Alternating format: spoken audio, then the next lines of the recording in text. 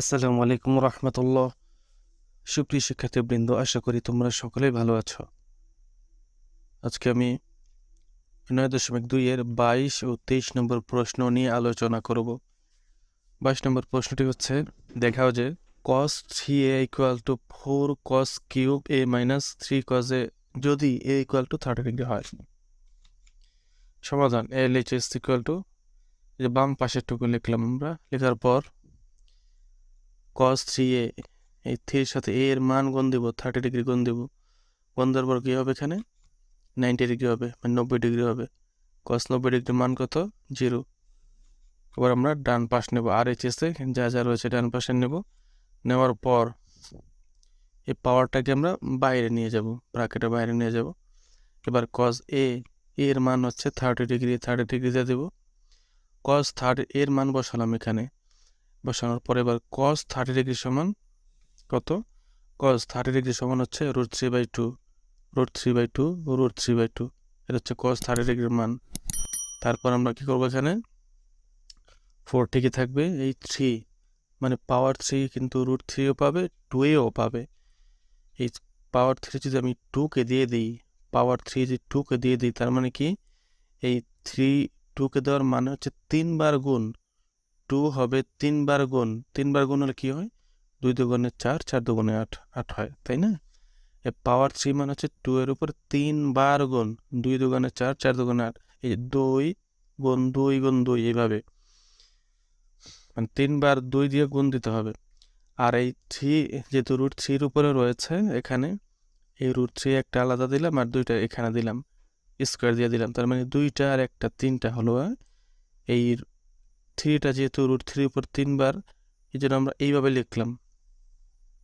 আর এখানে যেহেতু পাশে একটা পূর্ণ সংখ্যা রয়েছে, এই পূর্ণ সংখ্যাটা লবে চলে যাবে। সবসময় ভগ্নাংশের পাশে কোনো সংখ্যা থাকলে সেটা লবে চলে যায়। এই 3টা আমরা উপরে দিয়ে দিলাম, নিচে না, উপরে যাবে। তারপর এই পর্যন্ত তো আমরা করলাম। এবার দেখি এটা পেলাম, কিভাবে পেলাম? স্কোয়ার রুটে কাটা যায়, স্কোয়ার রুটে কাটা গেলে 3 থাকে এখানে, আর এখানে √3, তাহলে 3 √3, যে 3 √3। আর 4 আর এটি কাটা, মানে 4 দুগুণে 8, 4 8-এর কাছে 2 বার যায়, 2। এই অংশটা আশা করি বুঝতে পেরেছ। এবার এখানে এখানে যা আছে তাই, এই পুরাটা অংশ প্লাস, এটা হচ্ছে মাইনাস, একই রকম, তাই না? একটা প্লাস চিহ্ন নাই মানে প্লাস, আর এটা হচ্ছে মাইনাস। এটা কাটা 0 হয়। তাহলে কি হলো? LHS equal to RHS short দেখানো হলো। টেস্টটা বড়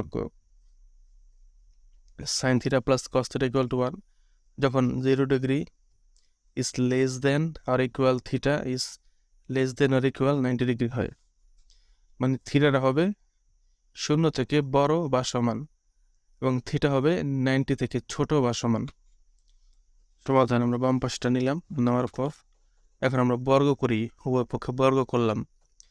বর্গ করার পরে আমরা সূত্রে ফেলে দিলাম এটাকে, সাইন থিটাকে এর জায়গায় আর কস থিটাকে বি এর জায়গায় কল্পনা করে a প্লাস বি হোল স্কোয়ারের সূত্রে a square plus 2ab plus b square, এইরকম সূত্রে আমরা ফেললাম এটা। সাইন থিটা এর জায়গায় বসিয়েছি, কস থিটা বি এর জায়গায় বসিয়েছি। এই সাইন স্কোয়ার থিটা থাকবে, আর এই যে কজ স্কোয়ারকে এই পাশে লিখে দিলাম, পাশাপাশি লিখলাম, এইটা এখানে আসবে। Sine square theta plus cos square theta equal to কী হবে? এর একটা সূত্র আছে 1, sine square theta plus cos square theta equal to 1, একটা সূত্রই আছে আমাদের। আর বাকি যা আছে তাই দিয়ে দিলাম। এবার এই পাশে 1টা এই পাশে পক্ষান্তর করে দিলাম, মাইনাস হয়ে গেল। তাহলে 1 থেকে 1 গেলে 0 থাকে। এবার এই 2টা বাদ হয়ে গেল। 2টা কেন বাদ হলো?